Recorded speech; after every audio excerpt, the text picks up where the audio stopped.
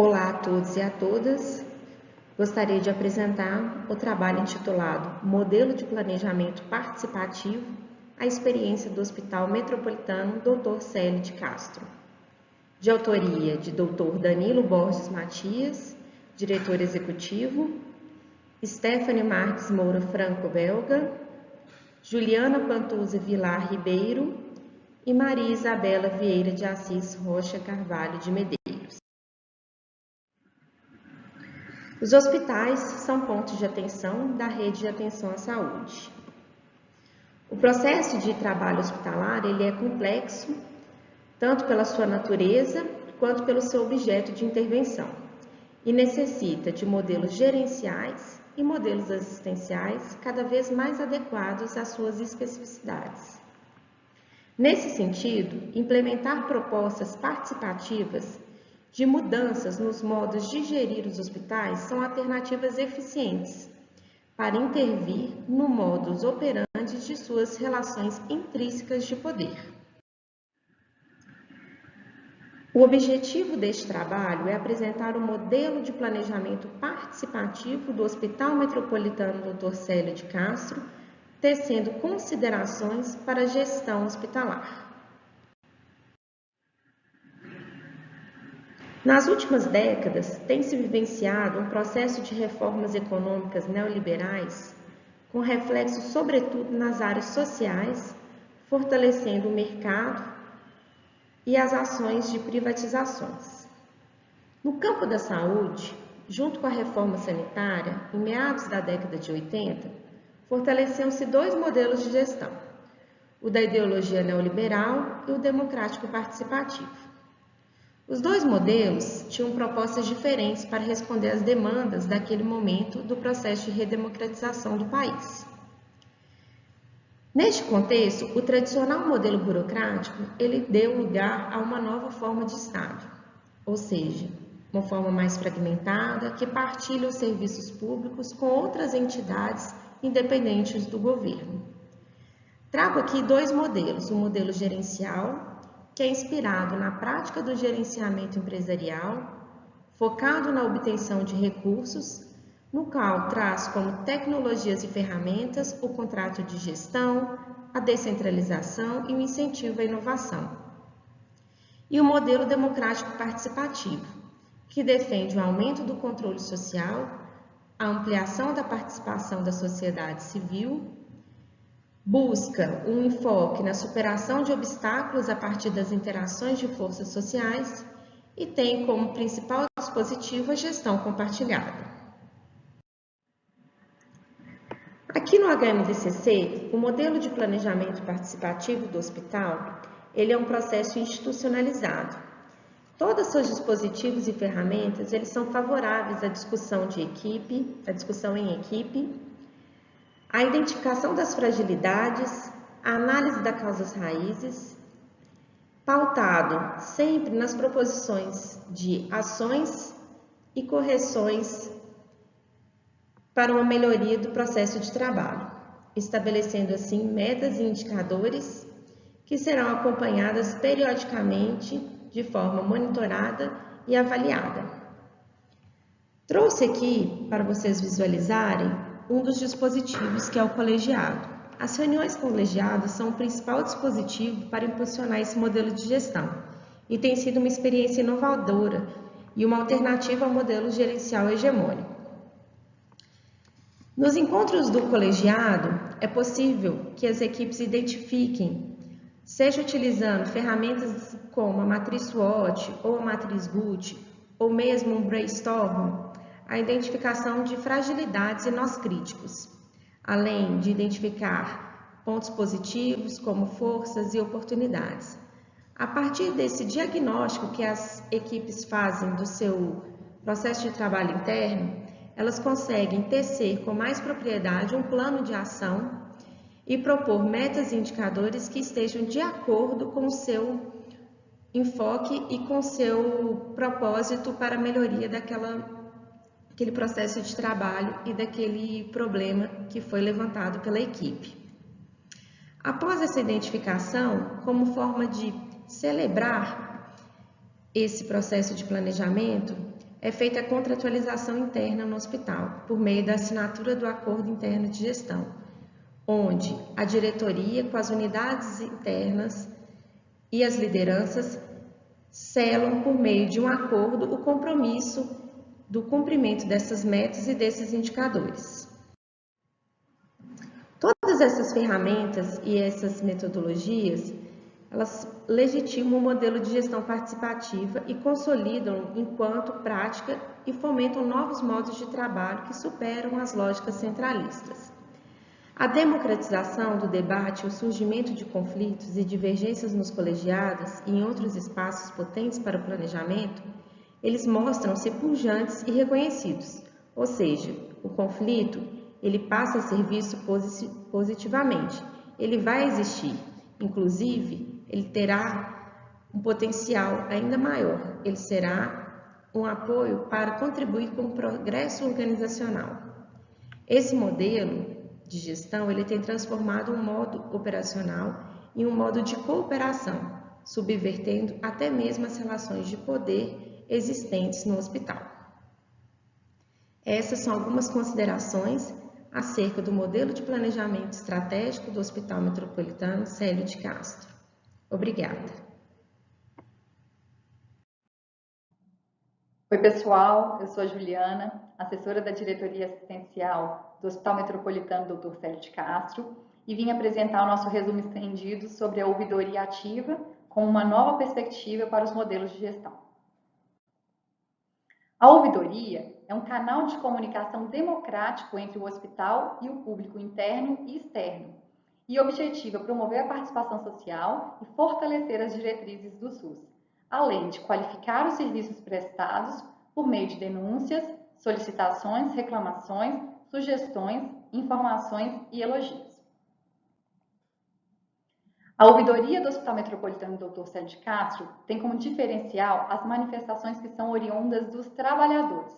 É um espaço de escuta ativa e processamento efetivo das manifestações trazidas por eles, e inclui também os trabalhadores do parceiro privado. Os principais motivos das manifestações, sendo elas positivas ou negativas, são encaminhados mensalmente aos gestores a partir de um relatório virtual. O processamento e análise dessas manifestações permite conhecer o que são os pontos críticos que demandam melhorias na visão do usuário, acompanhantes e dos trabalhadores. O objetivo do nosso trabalho é apresentar a ouvidoria do HMDCC, descrever as atividades desenvolvidas pela ouvidoria e analisar o papel da ouvidoria enquanto um dispositivo avaliativo da satisfação do usuário externo paciente. As ouvidorias hospitalares são compreendidas como novas formas de gerenciamento, tendo sua diretriz na participação social e na prestação qualificada de serviços à população. De maneira geral, o objetivo ao implementar esses serviços de ouvidoria é melhorar a gestão administrativa, aprimorando a qualidade de atendimento prestado pelas instituições através de seus profissionais. Segundo Pereira, as ouvidorias hospitalares foram implantadas como uma das formas pelas quais os hospitais podiam auscultar os dizeres sobre a qualidade de seu atendimento, sendo assim uma ferramenta de gestão institucional potente para avaliar os pontos de melhoria das instituições. As informações recolhidas, identificadas e categorizadas são repassadas aos gestores que, ao analisarem essas manifestações, fornecem uma resposta aos usuários e também as utilizam para subsidiar a reorganização dos serviços. Embora a ouvidoria possa fazer parte de um programa de qualidade, ela também tem existência própria. Seu potencial é a escuta qualificada e a atuação democratizante das relações instituição-usuário. O método do nosso trabalho é um relato de experiência referente ao trabalho desenvolvido pela ouvidoria do HMDCC, em Belo Horizonte, Minas Gerais, que é um hospital de natureza jurídica privada, sem fins econômicos, que tem a missão de prestar assistência a usuários do SUS, totalmente regulado e referenciado pelas centrais de regulação municipais, articuladas com o Sistema Estadual de Regulação.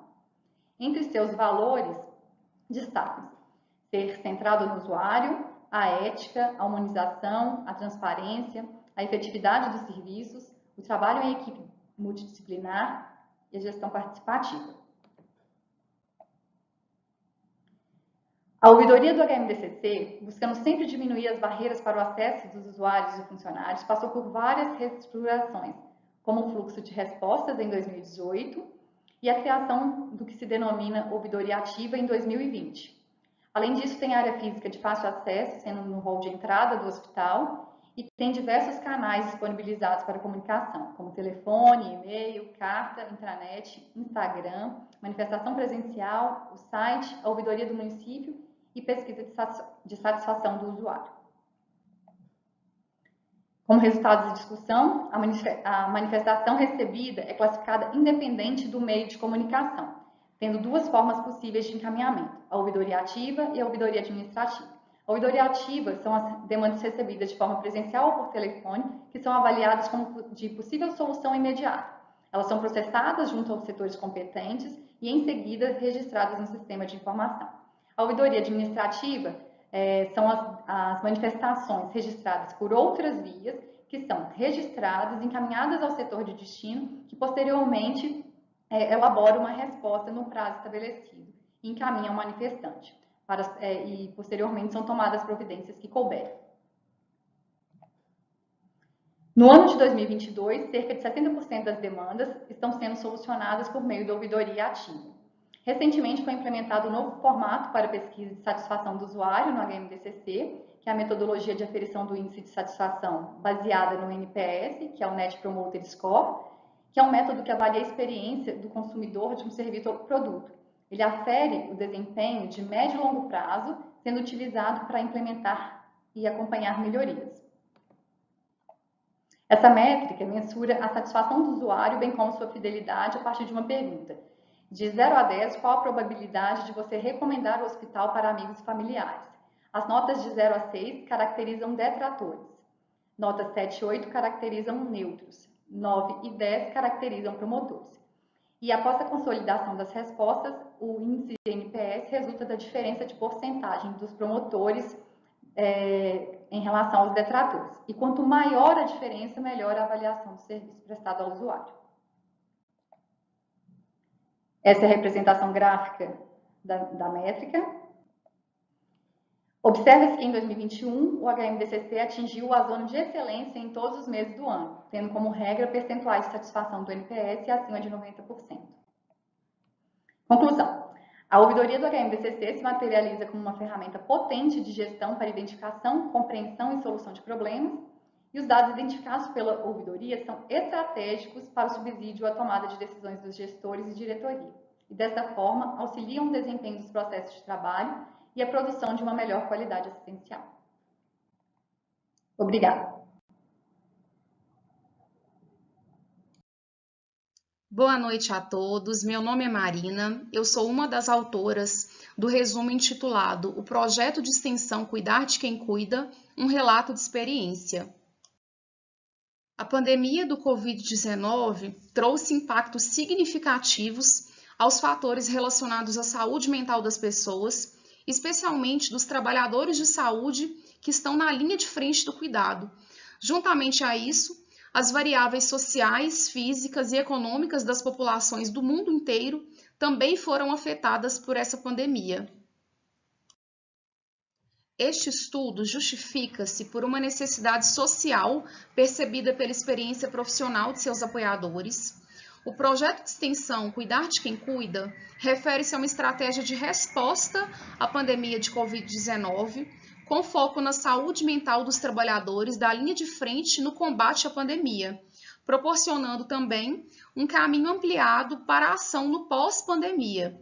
A pandemia e o projeto referem-se a temas relevantes e atuais, e vamos propor aqui então um relato de experiência exitoso no campo da saúde do trabalhador, exemplificando situações reais que podem ser implementadas em quaisquer serviços de saúde. Neste contexto, o objetivo desse trabalho é relatar a experiência dos autores na realização das atividades do projeto de extensão Cuidar de Quem Cuida no período de abril de 2020 a dezembro de 2021. A Organização Mundial da Saúde classifica a saúde mental como sendo indispensável ao bem-estar dos indivíduos, o que permite a essas pessoas lidar com os desafios, com os obstáculos do dia a dia, contribuindo ativamente com a sociedade. O cenário da pandemia trouxe, então, uma instabilidade emocional adicional à saúde mental dos trabalhadores, juntamente com a sobrecarga e a jornada de trabalho ampliada. Planos de contingência têm sido efetivados, então, no campo da atenção e promoção à saúde mental, propostos em diversas regiões do mundo, visando a valorização e manutenção do bem-estar dos profissionais de saúde.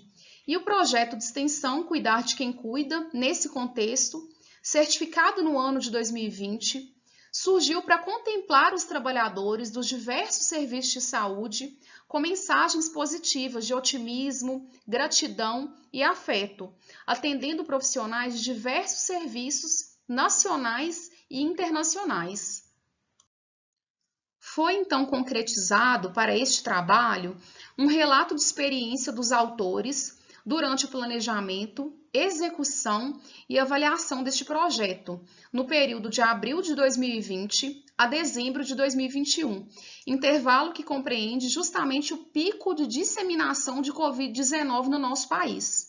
O projeto foi idealizado e é coordenado por docentes de uma instituição pública, com participação de discentes dos cursos de graduação e pós-graduação.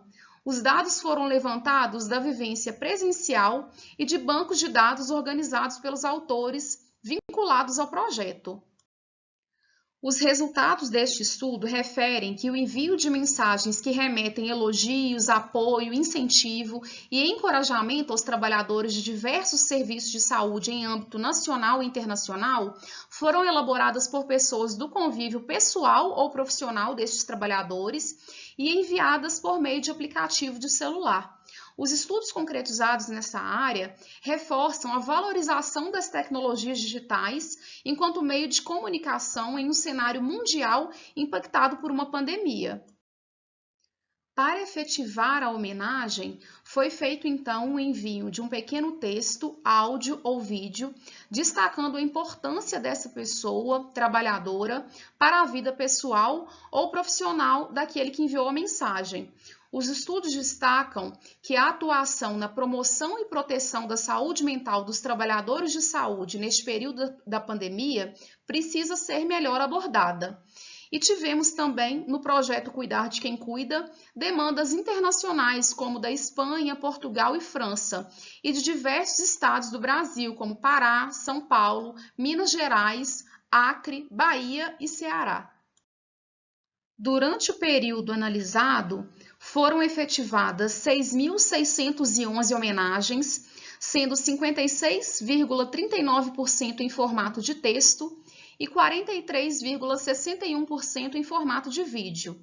Em relação aos remetentes, 77,45% foram de familiares e colegas de trabalho e 22,55% de gestores desses profissionais. Foram elaborados 8 flyers de divulgação, 3 vídeos informativos sobre as ações do projeto, 3 entrevistas a meios de comunicação de amplo alcance populacional, participação em 7 eventos científicos, com recebimento de 2 prêmios como relevância acadêmica e destaque científico, e 3 resumos expandidos publicados em anais de eventos científicos. Nesse período, a rede social do projeto contou com 677 seguidores e 267 publicações. Conclui-se com a realização deste trabalho que o projeto de extensão Cuidar de Quem Cuida tem se consolidado como uma ferramenta que apresenta potencial para minimizar o sofrimento psíquico de trabalhadores de serviços de saúde, com poder de impactar na motivação e no desempenho profissional. Somado a isso, há potencial para ser um importante aliado na manutenção da qualidade de vida laboral e mental dos envolvidos. São cada vez mais necessárias estratégias para reduzir o impacto de estímulos adversos sobre eles no que tange os aspectos pessoais e profissionais. Bom, essas foram as referências utilizadas para a construção desse trabalho e eu agradeço imensamente a atenção de cada um de vocês. Olá a todos, tudo bem com vocês? É um prazer poder estar aqui participando do terceiro seminário do programa de pós-graduação em Gestão de Serviços de Saúde e Encontro de Egressos da UFMG. Meu nome é Alexandre Eustáquio, sou cirurgião dentista e também aluno do curso de Gestão de Serviços de Saúde da UFMG e trago para vocês hoje o trabalho intitulado como Estado da Arte sobre clínicas populares médicas e odontológicas no Brasil, na modalidade de resumo expandido. E os autores foram eu e a professora doutora Fátima Ferreira Roquete, da Universidade Federal de Minas Gerais. Achei interessante começar a apresentação explicando o que se trata o Estado da Arte sobre clínicas populares médicas e odontológicas no Brasil. Para quem não sabe, o Estado da Arte é um tipo de pesquisa bibliográfica que, de forma geral, mapeia a produção acadêmica sobre um assunto específico, que no caso foi clínicas populares médicas e clínicas populares odontológicas no Brasil. O objetivo do estudo foi conhecer o estado da arte sobre clínicas populares médicas e odontológicas no Brasil. Em relação ao referencial teórico, foi visto que o acesso aos serviços públicos e privados médicos e odontológicos no Brasil vem evoluindo nos últimos anos, porém ainda há desafios para que a população usufrua de fato desse serviço de maneira completa e integral. Também foi observado que as clínicas populares fazem parte do subsetor liberal e que conta com profissionais especializados que prestam serviço à população na modalidade de pagamento por desembolso direto, principalmente a preços mais acessíveis, e que, com o passar dos anos, os estudos indicaram que esses estabelecimentos parecem ter missão de atendimento não apenas para as classes com menor renda da população, mas também para as classes mais favorecidas economicamente. Em relação à metodologia, trata-se de uma revisão bibliográfica integrativa. A questão a ser respondida foi qual o estado da arte sobre clínicas populares médicas e odontológicas no Brasil, e a busca bibliográfica foi feita nas bases de dados na Lilacs, na Medline, na Cielo, na BVS, no Google Scholar e no repositório institucional da Universidade Federal de Minas Gerais. E os critérios de inclusão definidos foram os trabalhos que abordassem a temática clínicas populares e odontológicas do Brasil, sem limitação de idioma, no período de 2004 a 2021 e que tivessem disponíveis em versão completa. Os critérios de exclusão utilizados foram publicações duplicadas, permanecendo sempre o primeiro artigo em contrato, estarem disponíveis apenas em versão resumida e não apresentarem relação nenhuma com a temática em estudo.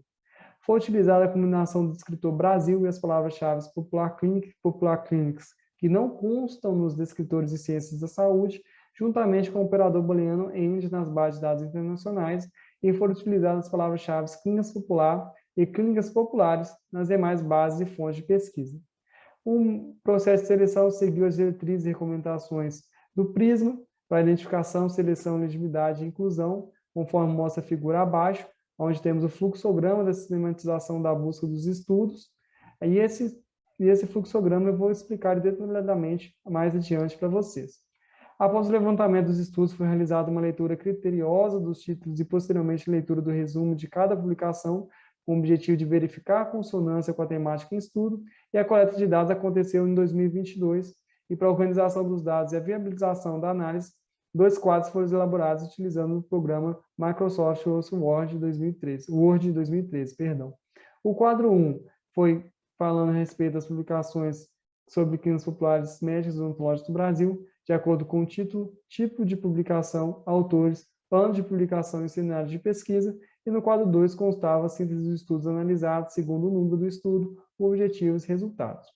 Inicialmente foram identificados 507 trabalhos, sendo 21 por meio da BVS, 399 por meio da Medline, 3 trabalhos por meio do repositório institucional da FMG e 84 identificados por meio do Google Scholar.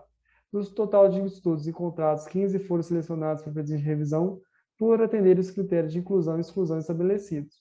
Quanto aos estudos que compõem o trabalho, 8 eram artigos oriundos da BVS e do Google Scholar, 4 foram dissertações oriundas do Google Scholar e 3 monografias oriundas do Google Scholar. E aqui ressalto que essas monografias só foram incluídas na presente revisão pelo fato da instituição de ensino superior nas quais as pesquisas foram desenvolvidas terem apresentado o melhor índice geral dos cursos na região norte e nordeste do Brasil. Tá? Dos 15 estudos analisados, 9 se referiam tanto às clínicas populares odontológicas quanto às clínicas populares médicas, 3 abordaram exclusivamente clínicas populares odontológicas e 3 abordaram exclusivamente clínicas populares médicas. Observou-se também que o surgimento desses estabelecimentos no Brasil ocorreu na década de 1990, mas não houve um consenso, uma clareza quanto ao ano e local, não foi visto nenhum documento oficial. Foi observado também que a demanda pelos serviços médicos e odontológicos de cunho popular é crescente e que a expansão desse mercado tende a continuar nos próximos anos. E também foi observado que a grande demanda de pacientes que frequentam estabelecimentos é oriunda do SUS. Bom, em relação às considerações finais, é válido ressaltar que, mesmo existindo diversos pontos favoráveis à existência das clínicas populares, algumas questões referentes à longevidade e sustentabilidade desses empreendimentos merecem atenção. E um exemplo interessante que a gente optou em deixar aqui para vocês foi o preço. Ele não pode ser considerado a chave principal desse tipo de estabelecimento. E por quê? Porque o preço ele pode variar, né, por diferentes formas. Um exemplo disso foi a pandemia, né, que elevou o preço de alguns insumos, que fez faltar mercadorias em outros lugares, enfim. E quando a gente tem um estabelecimento que ele fica preso ao preço, quando esse preço ele eleva, né, o custo eleva, ele tem que buscar reduzir depois em algum outro lado para a balança ficar equilibrada. E se tratando de clínicas populares, a gente ficar o tempo todo buscando otimizar e diminuir custo, uma hora vai chegar na qualidade do serviço e essa qualidade vai estar abaixo da média. Então, é importante que as clínicas populares elas busquem soluções para otimizar os custos operacionais, que são fundamentais para a sua sobrevivência, mas sem prejudicar a qualidade e a humanização dos serviços prestados. E também vale ressaltar que os donos e gestores desse tipo de estabelecimento devem sempre levar em consideração a ética, a cultura regional e o respeito com o próximo no tocante dos serviços prestados, independente da população assistida. E também, embora o trabalho realizado nas clínicas populares seja relevante e resolva problemas individuais, elas ainda não são suficientemente capazes de produzir a saúde em termos populacionais. Foi observada uma escassez significativa de pesquisas que abordassem essa temática e algumas questões emergiram da revisão integrativa, permanecendo ainda em aberto e mostrando que ainda há muito o que explorar sobre tal temática. Bom, aqui estão as referências. Agradeço muito a atenção de todos vocês. Meu trabalho é sobre a interferência das acreditações e certificações na gestão de suprimentos hospitalares, no qual os autores sou eu e a professora doutora Fátima. As acreditações e certificações oferecem a possibilidade dos hospitais sempre ter busca da melhoria contínua também na prestação de serviços. Assim, considera-se que dentro desse processo, a gestão de suprimentos nos serviços de saúde é um processo diretamente ligado à gestão com vista na melhoria contínua dos serviços prestados, sendo, portanto, as acreditações e certificações uma assistência com mais qualidade e segurança na melhoria e resultados. As inúmeras fragilidades, apesar da melhoria contínua dos processos, a gente verifica que tem algumas fragilidades. São aspectos que precisam ser.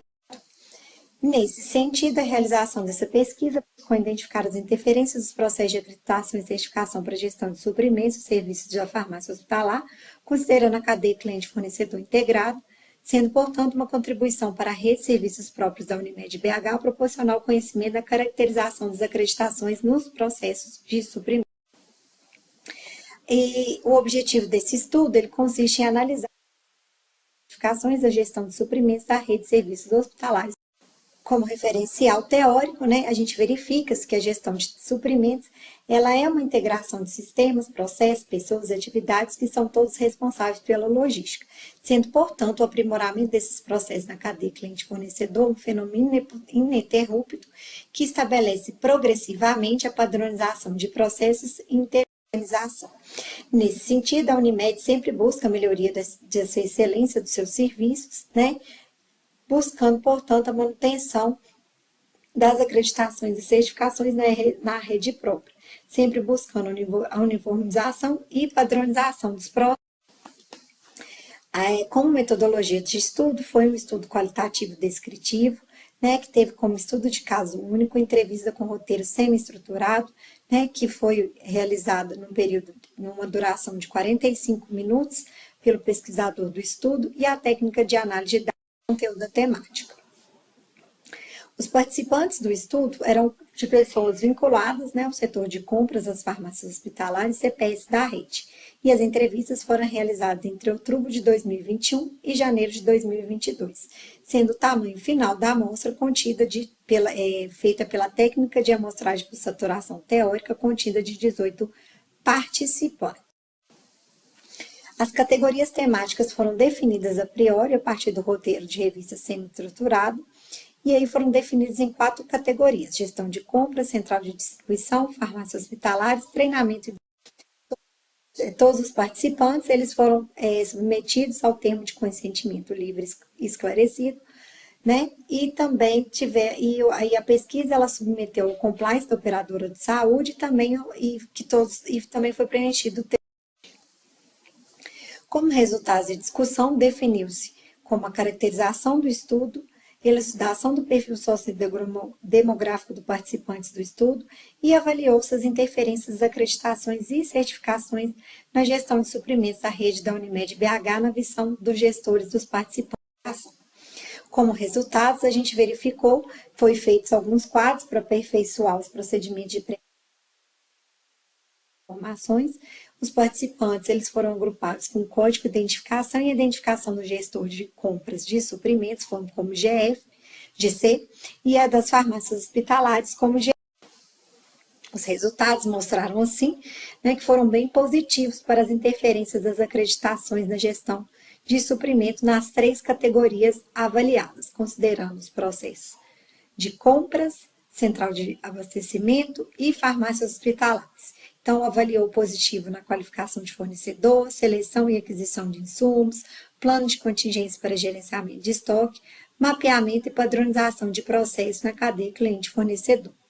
Mesmo assim, apesar dos benefícios identificados na versão dos participantes do estudo, é necessário buscar soluções para melhorar a comunicação e a participação referente às acreditações e certificações, em especial no que tange ao treinamento e desenvolvimento, que mostrou fragilidade.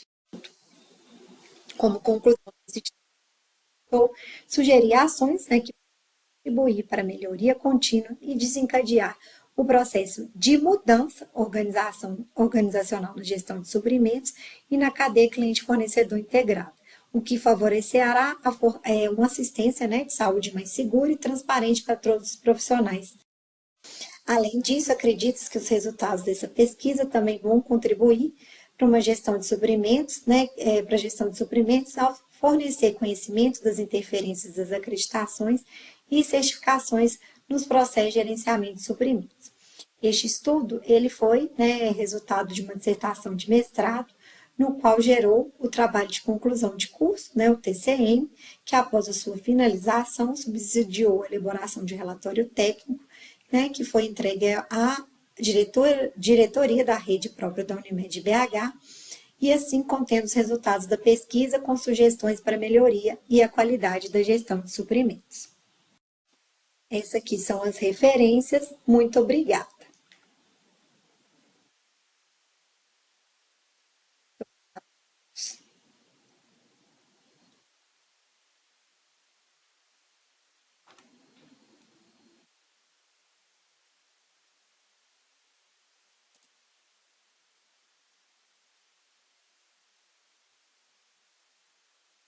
Meu nome é Renata, sou enfermeira. Falarei sobre infusão automatizada biblioteca de fármacos. Trata-se da criação e do desenvolvimento de uma estrutura para a biblioteca de fármacos que foi utilizada num sistema automatizado de infusão intravenoso. A lista de medicamentos desenvolvida, ela gerou um controle nos processos infusionais e segurança na administração de soluções endovenosas. A biblioteca de fármacos, ela teve como objetivo a utilização de uma estrutura computacional fácil e segura, a customização com os parâmetros medicamentosos fornecidos pela instituição e, após a finalização do arquivo, ele foi enviado para as bombas de infusão automatizada, também conhecida como BIAs. A biblioteca de fármacos, ela funciona como uma barreira de segurança para evitar que um possível incidente de programação chegue até o cliente. No referencial teórico, nós tínhamos biblioteca padrão, que não atendia às demandas da instituição e, por isso, a personalização dos dados. Essa personalização, ela permitiu ampliar o modo de programação da infusão para peso e concentração. Nos métodos, nós tivemos várias reuniões interprofissionais com o compartilhamento de dados relevantes dos medicamentos e das infusões. A estrutura para a BIA possibilitou programações e infusões mais seguras, uma vez que todas elas eram realizadas dentro da janela terapêutica. As boas práticas nas administrações automatizadas de medicamentos trabalharam diretamente com a evolução do pensamento em segurança, efetividade e evidência. Como resultados de discussões, nós temos a tecnologia associada ao conhecimento, a proteção de acidentes causados por injúrias infusionais, equipe assertiva com aceitação para o novo, dirimir dúvidas, a criação de protocolos infusionais automatizados, eletrônicos e físicos, o desenvolvimento de competências em todos os profissionais envolvidos diretamente com esses equipamentos, uma equipe de apoio técnico no processo de transição para garantir maior segurança, uma criação de um ambiente adequado para o desenvolvimento de todo o projeto, um ambiente tecnológico, um ambiente com tecnologia de ponta, prática baseada em evidência, com atendimento das normas e regulamentos, bem como ao compliance.